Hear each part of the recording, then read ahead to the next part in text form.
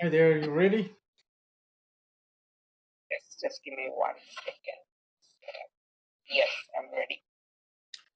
All right, well, let's do some quick speaking first of all and see where we can take it. Let's go straight into some topics.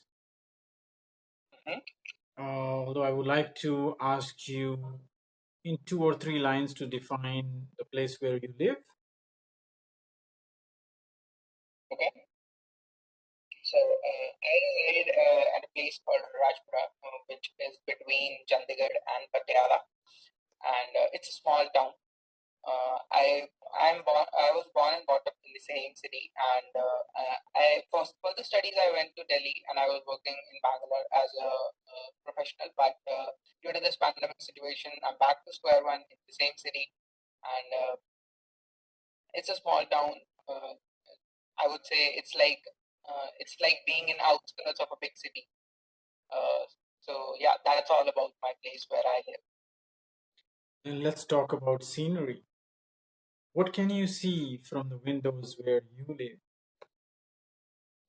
From the windows where I live is a big tree line, and that's the most greenest part that I can see in the whole wide area, and I feel lucky to be there. Is there good scenery in cities? In sceneries, in cities, it depends on choice. If you like beaches and mountains, then I'm sure you won't like the scenery. But if you are a city person, then the cityscape, the nightlife, you'll enjoy that.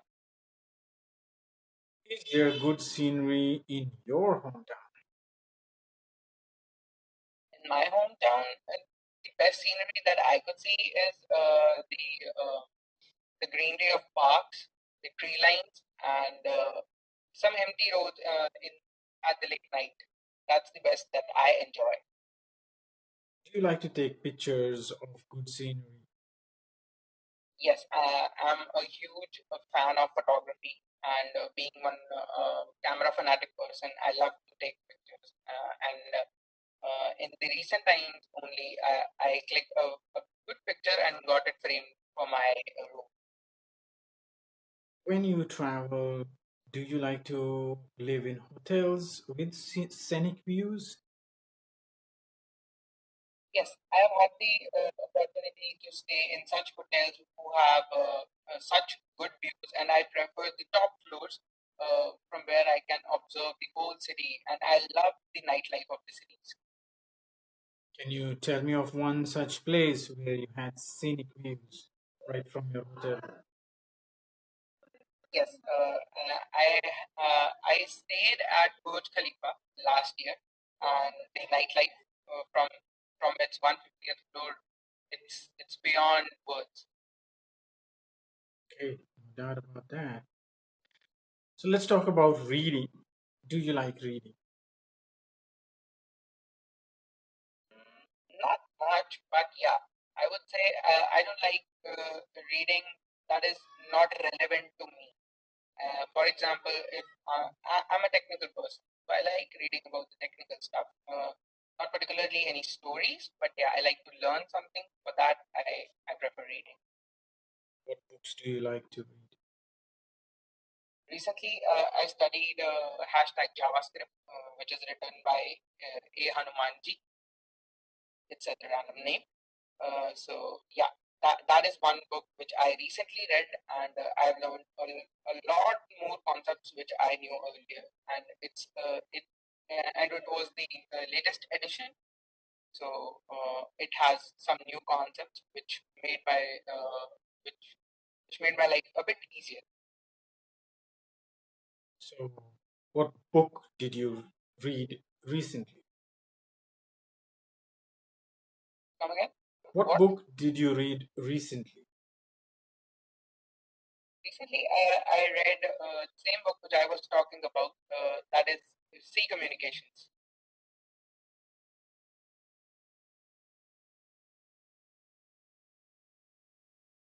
What did you learn from it? I learned a lot concepts which I was not familiar with. Earlier, I thought the part which I am working on in the same team project, I thought that some of the tasks which are not achievable from learning from the same book, I could figure out a lot more things which I couldn't do it by myself. Why do parents make children read books at an early age? That are Why do parents make children read books at an early age? reading makes the mind a little bit more, I would say, mold. You can mold a child's mind if he's into reading. That brings up curiosity because reading something tingles your imagination skills. So reading brings up a lot of good habits. So that's the reason parents try to inculcate that habit in their children at a very early stage. What was your favorite book as a child?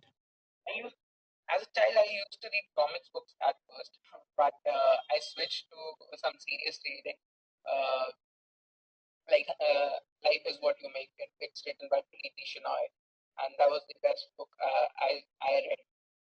So yeah, And you read that in your childhood? yes, I read that in my childhood. It's about the book is about a child who who starts earning at a very young age. So that's what the title suggests, that life is what you make it. If you feel that you are worthless, then you are not. So it's a good story. Right. Should reading be a compulsory activity for children at school? Yes, nowadays children are more into technical stuff. They love to watch videos. Every concept is available on videos. Everything is visual now. But I think reading is something that helps a lot that helps a lot for a child to learn. And one of the biggest reason I would want children to read is that it inculcates a habit of imagining things. If you have that imagination, you will have curiosity. And if you have that, you will learn anything that comes your way. Okay, it's time for your topic card.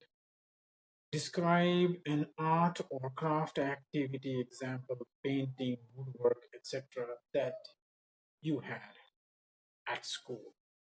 Okay, Okay. so exactly 1 minute.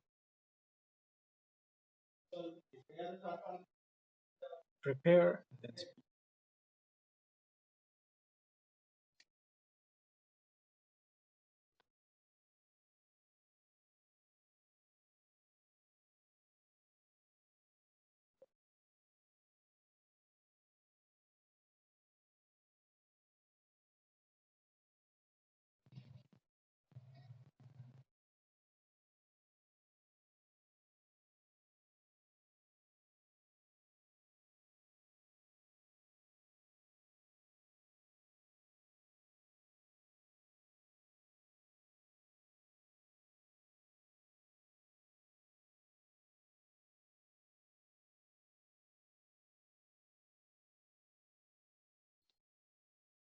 Okay, I'd like you to start.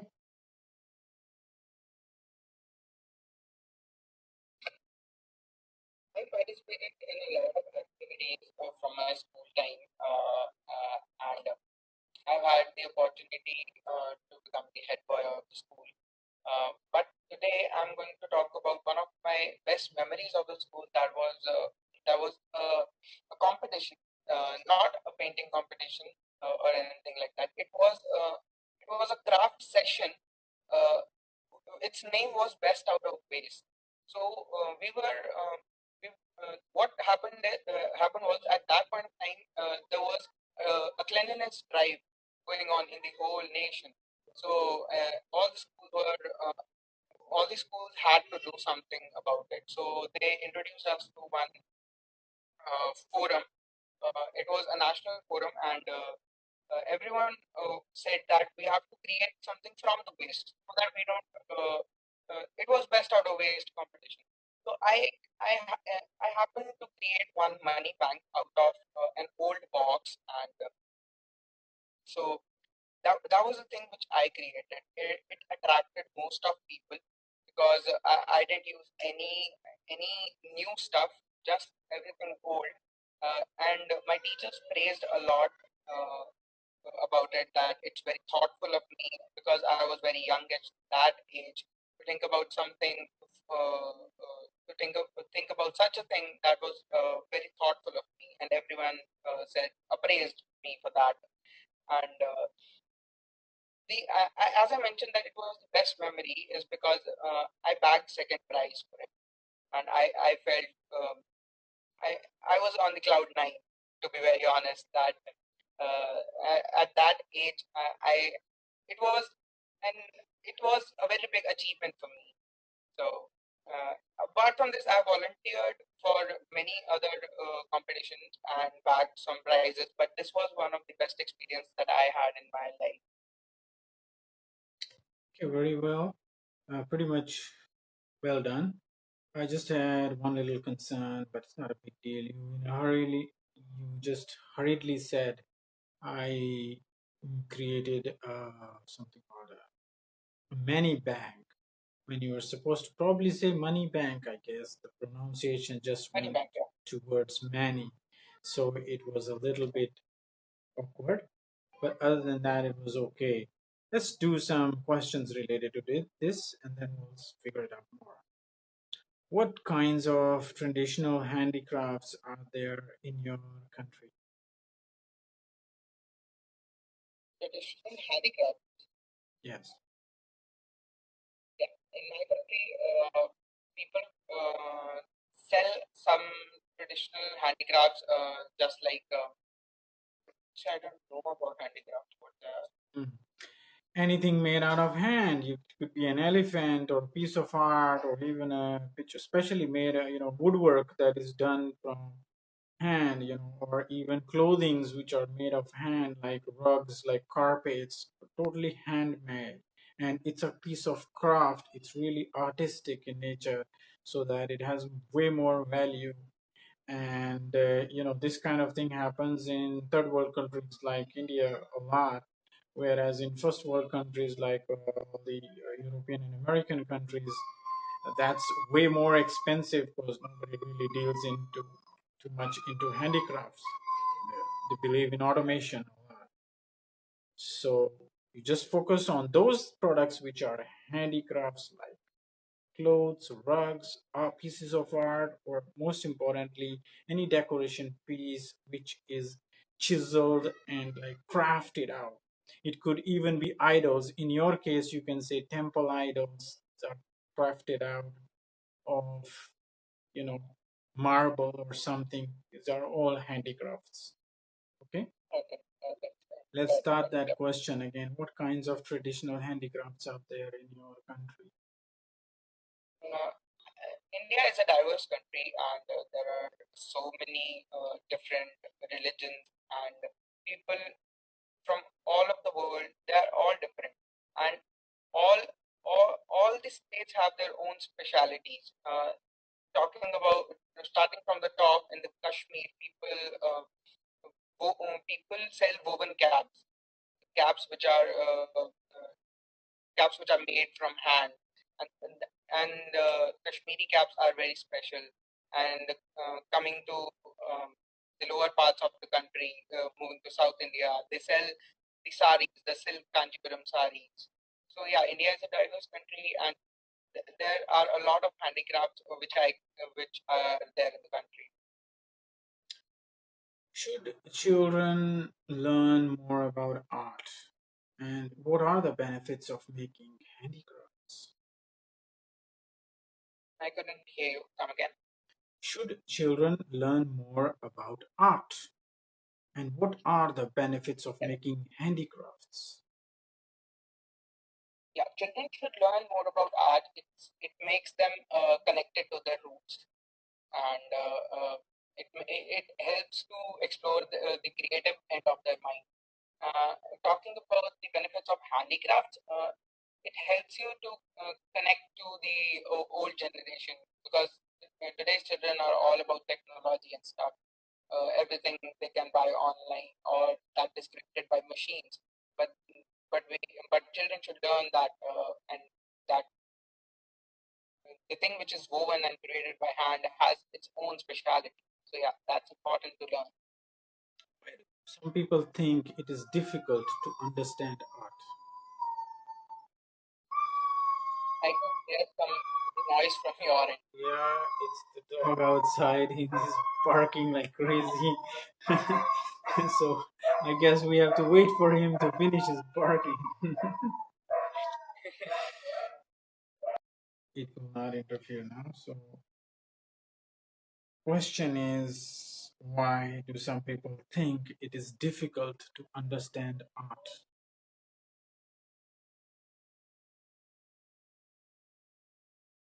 Some people find it difficult to understand arts when there's no creativity in their mind. Creativity makes you feel connected to the art, but if you don't have that, you won't understand it. For example, a painter who painted one picture and he sold it for around 50 lakh rupees. But a person who won't understand art, he won't understand what how much worth that painting has. So I think the person who don't have creative knowledge, he won't understand the art. Yeah, well, the question is not that some people do not understand art. The question is why some people do not understand art. So you will have to focus more explicitly on the requirement of the question. Therefore, you can say that something like, I think that some people do not understand art because, or because, and then just link it up to the same type of answer, because they think that it's something like this cannot have such an expensive value. It cannot be so costly. It is just a piece of artwork. We can design it. After all, everybody cooks food at home. So that is also an art. Does it become expensive? Yes, actually it does. If you think about it, homemade food is the most expensive because it is homemade and it's personally made. So any handicraft that is personally made does is, kind of link it directly to the question. You were almost there. You're sort of on the track, but slightly off it.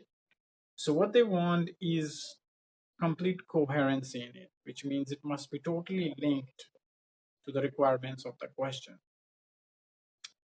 Let's just go to the next question. What can we do to make young people pay more attention to traditional art? Come again, I couldn't hear you. The first part I could hear. What can we do to make young people pay more attention to traditional art?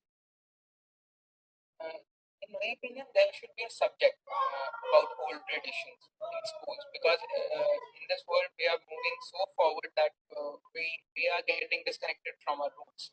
So students and children need to learn that the very on authenticity of the handicrafts. So, what I would suggest, we can have a subject all about history and tradition. We do have history, but all the tradition, handicrafts, everyone should learn about the older generation and roots. Do you think it's important to cultivate an appreciation of art in children? Yes, I believe so, because children have uh, a mind that works according to what they like. So if we inculcate the habit of art and appreciating the art in children, they'll definitely start liking it. And once we do that, they'll their mind will run according to the creative juices will start running in their mind. So I think that's important. Do you think art should be included in school curriculums? Yes, art and crafts are currently are a part of school curriculum, but I think that should be improved, and handicrafts should be included as one of the major things, because once you start doing and once you start creating things from your own hand, that makes you feel more proud, I would say. Have you attended any lessons about the art? Have you? Have you attended any lessons about art? Yes, in my school, I attended the art and craft sessions, and I learned a lot about it. And being a creative person, I love to paint. And yeah, so my first session was at school itself. What have you learned from these lessons? Lessons have made me explore the creative end of myself.